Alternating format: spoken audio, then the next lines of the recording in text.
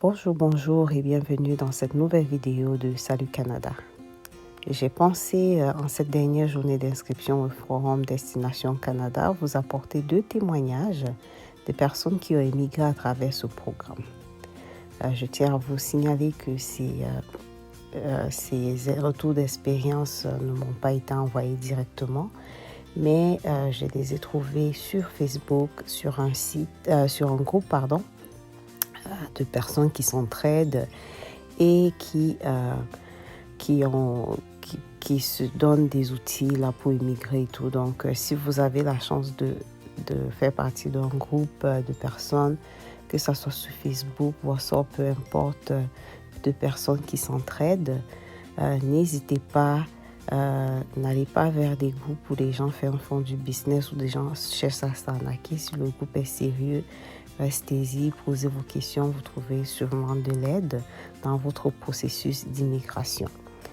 Donc ça, c'est un retour anonyme d'une personne qui a fait partie de ce groupe et qui est maintenant au Canada. Donc, je vais vous lire le premier témoignage. Destination Canada, une opportunité en or. Donc, Destination Canada de février 2021. Donc, ça, c'est pour dire que la personne a participé au forum de février 2021. Mars 2021, première entrevue avec le conseil scolaire qui m'avait invité. Avril 2021, avis favorable du conseil scolaire après mon entrevue et invitation à postuler à des offres d'emploi comme enseignant au secondaire à partir du mois d'avril 2021. Après plusieurs sollicitations de poste d'enseignant, je suis enfin invitée en fin mai 2021 à passer une entrevue de 25 minutes pour le poste d'enseignant en informatique et arts médiatiques au secondaire. Environ 45 minutes après mon entrevue, je reçois le mail de l'une des responsables des ressources humaines qui m'informe que j'ai été retenue pour le poste.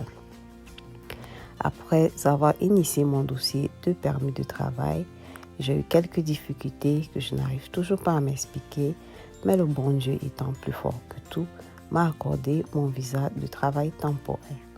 Merci. PS, vu mon âge, entrée express n'était plus indiquée pour moi. Ne perdons jamais espoir tant qu'on peut faire quelque chose. Puis remercie toutes les personnes qui l'ont aidé dans le groupe et à immigrer et de leur collaboration et proximité et tout. Donc, ce premier témoignage montre effectivement qu'on ne devrait pas baisser les bras, que oui, ça peut être long, ça peut être compliqué, mais tant que vous pouvez faire quelque chose, tant que vous pouvez vous améliorer afin de réussir votre immigration, même l'âge ne pourra pas vous empêcher de le faire. Donc, je vais passer au deuxième témoignage. Bonjour tout le monde. Déjà quelques mois que je suis arrivée au Canada avec un permis de travail via le programme Mobilité francophone. Voici en quelques mots comment ma procédure s'est déroulée. J'ai participé à Destination Canada en février dernier, durant laquelle j'ai rencontré plusieurs employeurs en vidéo, notamment en enseignement, mon domaine, mais sans réel retour positif. Donc, on remarque ici dans les 2 témoignages que c'est des personnes qui ont participé au forum en février. Ça fait même pas 1 an et ces personnes-là sont déjà au Canada. Donc, je continue.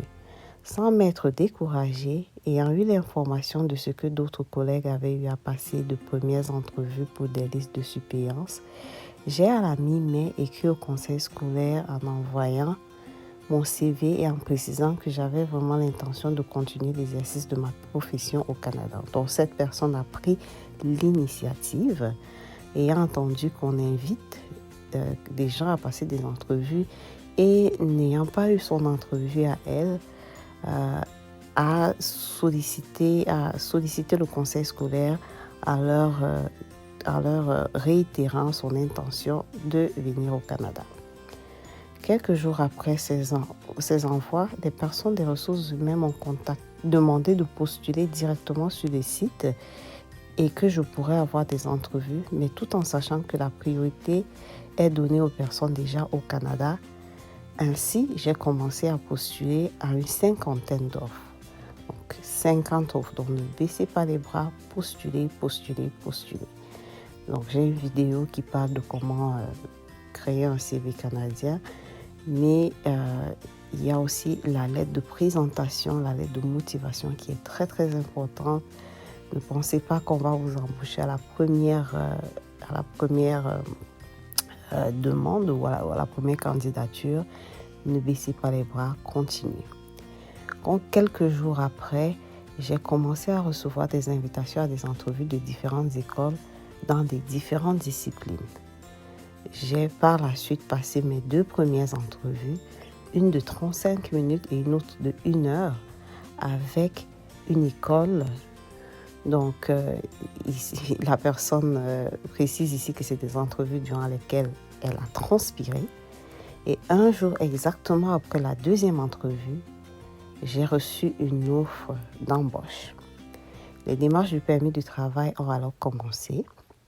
Le conseil m'a demandé si j'avais pris part à Destination Canada et m'a fait comprendre qu'il allait passer par le programme Mobilité francophone pour que je sois exemptée de l'EIMT. C'est quoi l'EIMT? L'EIMT, c'est, je ne sais pas exactement la définition de l'acronyme complètement, mais ici, c'est un document qu'on obtient auprès du ministère de l'immigration pour démontrer qu'on a fait la recherche partout au Canada pour embaucher quelqu'un qui est déjà sur place et qu'on n'a pas trouvé de personne qualifiée pour le poste. Donc, ça, c'est à l'employeur de le demander et à montrer toutes ces preuves. Puis, le ministère de l'immigration va délivrer un bout de papier qui l'autorise à aller chercher la main-d'œuvre qu'elle veut à l'extérieur du pays. Donc, dans ce cas-ci, à cause du programme Mobilité francophone dans lequel le Forum Destination Canada en rentre, la personne, l'établissement qui l'embauche est exempté de l'EIMT, donc elle peut l'embaucher directement sans avoir à passer par cette étape administrative qui peut prendre parfois jusqu'à 6 mois. Donc, et puis, je puis vous dire que cela a considérablement accéléré mon dossier de permis de travail obtenu en 1 mois exactement. Donc, à cause de l'exemption de l'EIMT, cette personne a pu obtenir son permis de travail en 1 mois seulement, ce qui est très, très, très, très rapide. Même les gens qui habitent au Canada, ça prend 6 semaines, donc 1 mois et demi, voire plus des fois, dépendamment de la situation. Donc, ceci est mon dossier de résident, ceci avec mon dossier de résident permanent toujours en cours de traitement. Donc, la personne parle de son dossier de résident permanent. Donc, apparemment, peut-être c'est une personne qui était déjà dans le bassin entrée express et qui attendait, pas dans le bassin, mais qui avait déjà demandé soumis son dossier pour la résidence permanente, sûrement avait déjà été sélectionné à travers Entrée Express, mais que à cause de la lenteur des choses maintenant, en raison de la COVID et tout ça, ça n'aboutissait pas, puis a saisi l'opportunité de Destination Canada pour pouvoir venir plus rapidement. C'est vrai que la personne arrive avec un permis de travail temporaire, mais c'est toujours mieux que de rester dans le bassin longtemps en espérant une résidence permanente que tu ne sais pas quand ça va arriver. Donc, la personne a saisi son opportunité, est déjà au Canada, lui, pas en tant que résident permanent, mais sa procédure va suivre son cours, puis éventuellement, il ou elle aura sa résidence permanente, puis ça ne sera que de l'histoire. Donc, en attendant, la personne a un travail, la personne nourrit sa famille s'intègre, et puis la paperasse, ce n'est que la suite de l'histoire. Donc, ceci étant, la conclusion de la personne. Ceci étant, j'ai toujours été positive sur le fait que des employeurs canadiens en éducation, plus précisément à cause de la pénurie, pouvaient recruter des personnes avec les compétences nécessaires en Afrique directement.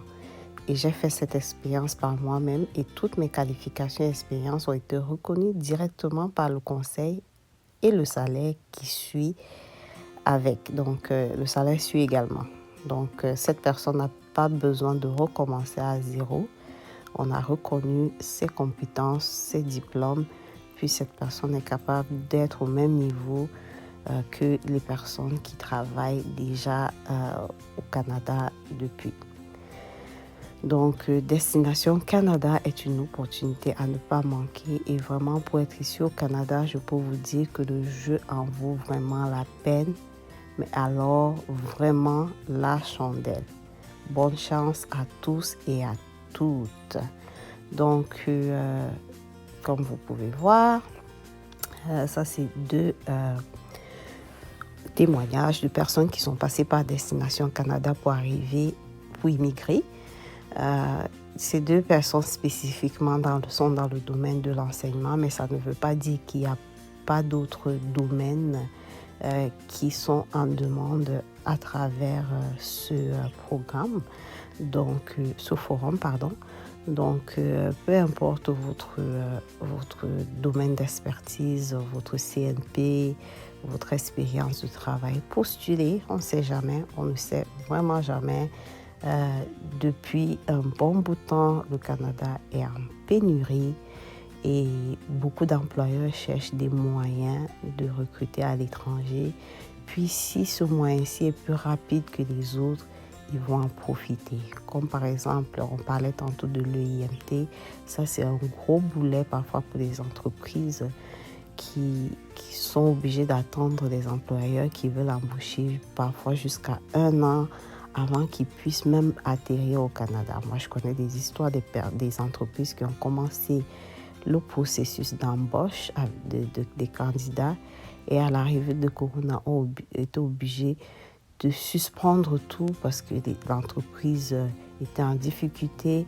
Puis ces personnes-là, elles ne pouvaient plus continuer leur processus de recrutement, non seulement parce que elles n'allaient plus avoir de travail pour elles, mais aussi parce qu'il n'y avait plus les fonds nécessaires pour poursuivre les démarches, les différentes démarches qui sont plus longues quand vous ne passez pas par un programme comme Destination Canada.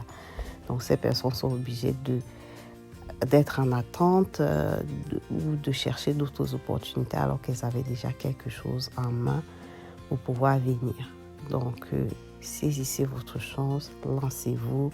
Comme la personne a dit, bonne chance à tous et à toutes.